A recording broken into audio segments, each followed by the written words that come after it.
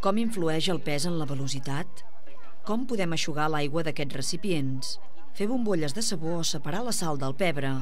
Aquests són alguns dels reptes que han tingut els nens i nenes que aquest dissabte s'han acostat al passeig de Pere III de Manresa per participar a la primera Fira de l'Experimentació, un passeig per la ciència. Una activitat que han organitzat els Estudis d'Educació Infantil de la Fundació Universitària del Bages. S'emmarca en una de les assignatures del tercer de grau d'infantil, Didàctica i Coneixement del Medi, i és treballar una proposta concreta que és l'experimentació. Llavors aquí trobem 32 propostes d'experimentació pensades per les alumnes, fonamentades científica i didàcticament amb la idea que els nens puguin trobar un repte a partir del qual trobar maneres de solucionar-lo. La jornada ha estat tot un èxit i els menuts han gaudit de valent de les activitats que han ideat més d'un centenar d'alumnes del grau en Educació Infantil, la majoria de tercer curs.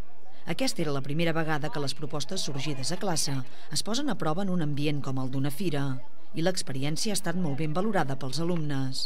Veiem les propostes també dels altres companys i, clar, són un recull de recursos que tenim nosaltres a l'hora d'aplicar-les a les escoles quan realment ja anem a treballar del que estem estudiant.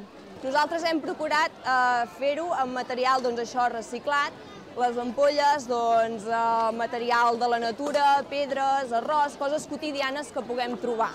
Penso que és més enriquidor pels nens que veguin que es poden fer les mateixes coses amb material reciclat o material que puguem trobar al dia a dia.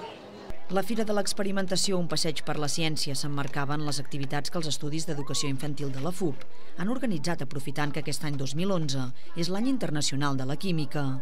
La fira també s'ha inclòs en el programa d'actes que es fan a la ciutat en motiu del Dia Internacional dels Drets dels Infants. Tant pel resultat com per l'entusiasme que hi han posat, ha quedat demostrat que la ciutat és plena de petits científics.